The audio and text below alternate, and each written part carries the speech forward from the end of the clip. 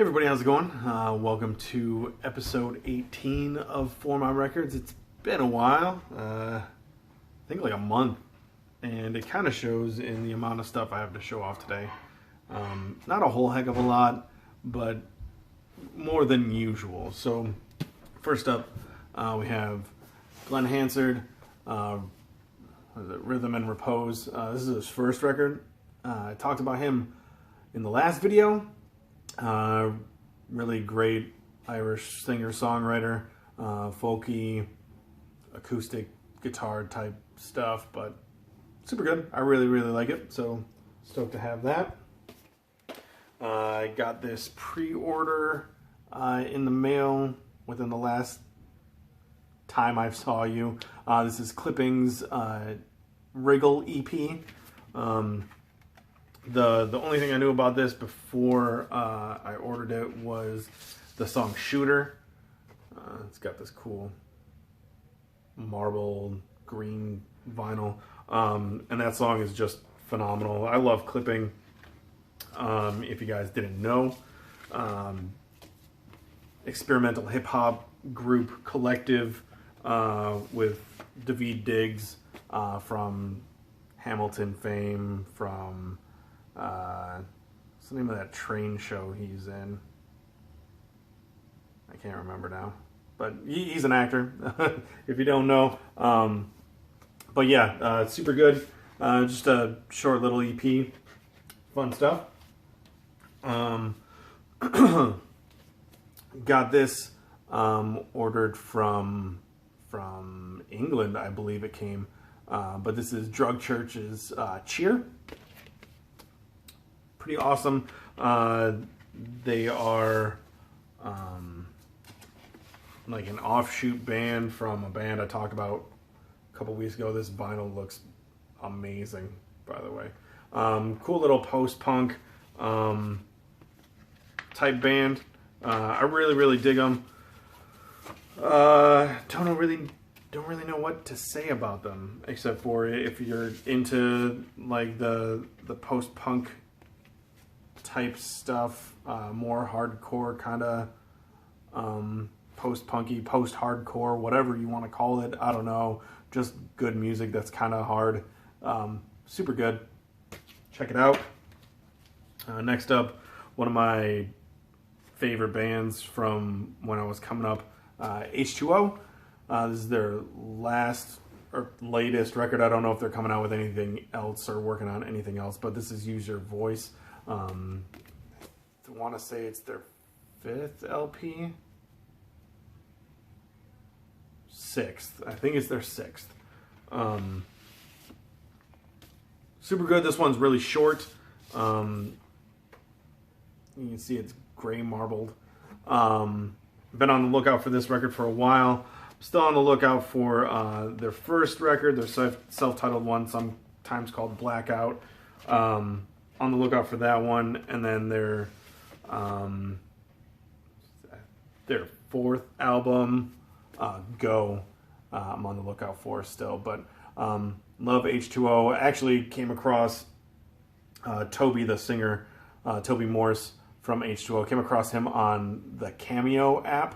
Never knew about it until I think one of my buddies mentioned that Dave Mustaine is on Cameo now, and for $300 you can get a video message from him, and I was like, that is freaking ridiculous. And I started looking and see how much people were charging for shit like that, and it is insane, especially like the ones that charge you a ton more are people I don't even know, so kind of crazy. But I came across Toby Morse on there. He charges like $30, and I was going through a rough patch for a while and just needed some positive mental attitude. So I ordered one from him, and came through in a clutch and really kind of helped me out. So it was pretty awesome. Yeah, so H2O. Stoked to have that. Another one that I'd been looking for a really long time, when this record came out, or CD came out, I was on board with it all the way. I love this whole record all the way through. That's 30 Seconds to Mars, A Beautiful Lie. Super good album. Gatefold. Jared Leto is the front man. This is their second record, and in my opinion, like their peak. It's fantastic. It's a really, really good record. Yeah, check it out if you haven't. Next up is probably the most fun record I've listened to all year, and that's Van Weezer. So Weezer put out, this is their second record that they put out this year. The back. Their first being OK Human, which was very like toned down as far as a rock record goes, very like orchestral and just very beautiful, and very influenced by the pandemic, it felt. And this was just a fun rocker, like guitar solos all over this thing, fun songs. It's just fun to listen to, and super stoked to come across the neon pink vinyl copy. Found it at a shop the same day I got the 30 Seconds to Mars record. Super good. If you're into, like, I mean, Van Weezer says it all. It's very influenced by Van Halen, it feels like, but it's a lot of fun. I really, really enjoy it. Next up, self-titled Korn record. Finally got this. This is probably I don't want to say like the last Korn record I'll ever own, but I'm not really actively looking for any other ones. Double album. Their first three records they're phenomenal, and they really pinpoint a time in my life. It's just really, really good. I love it. I know there's people out there that have differing opinions on nu metal or whatever, but I can't help it. Korn is just there for me. When I need some when I need to deal with some anger, I listen to Korn, and I love it. So, yeah. Next up, we have Descendants. This is Ninth and Walnut. This just came out. I pre-ordered it in March.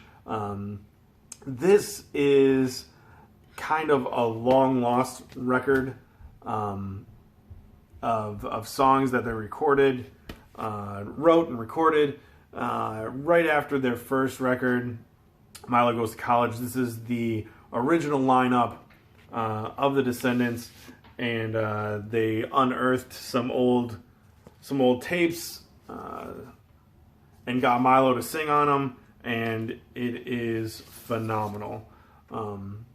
Pretty awesome color vinyl too. There's like 6 or 7 different vinyl variants of this record. I was stoked to get this one. So, but really fun.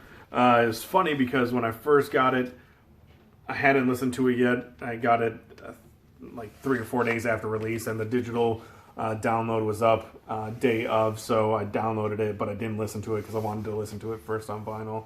And when I threw it on, I had my record player set at 33 1/3. And this is a 45 RPM record. So when it first started, I was like, this is different. And then I looked down at it and I was like, oh, and it hit 45 and started ramping up. And yeah, it's great. Yeah, awesome. Another record I picked up from that same record shop I got the 30 Seconds from Mars and Van Weezer from. This is Armor for Sleep's What to Do When You Are Dead. This record is fantastic. Very cool concept album, especially for like a band's first album. It's just about this dude who's dead and kind of sort of stalks his girlfriend, but in a loving kind of way, not in a creepy way.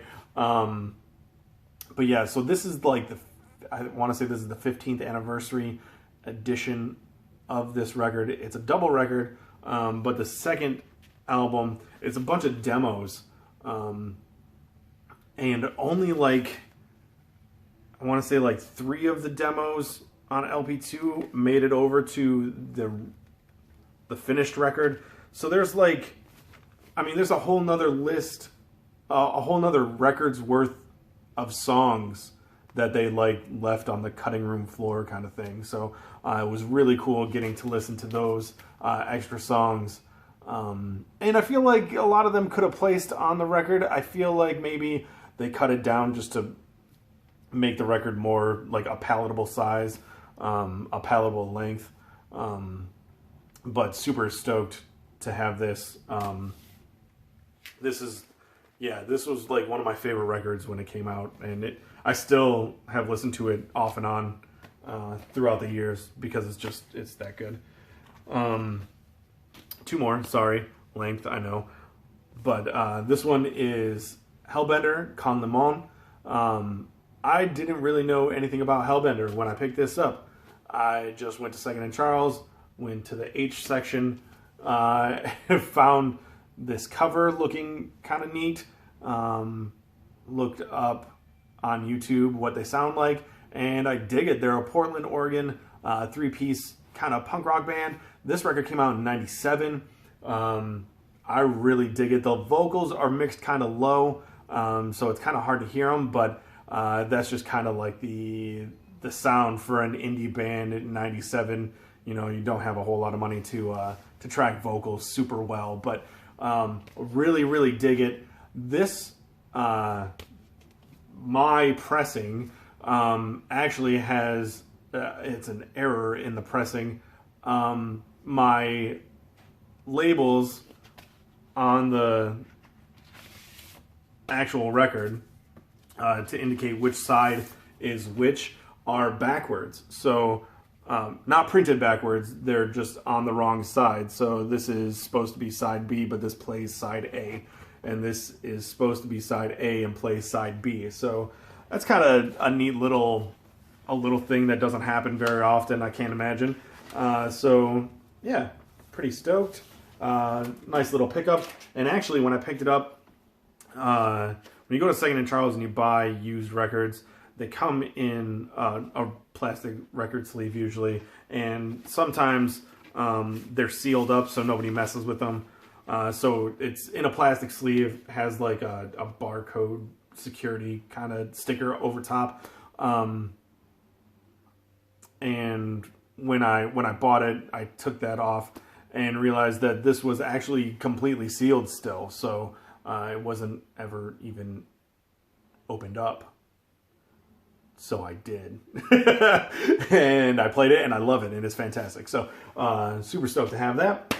And last but not least, with the news of Mark Hoppus's sickness, I decided to dive back into Blink-182's discography and picked up Enema of the State.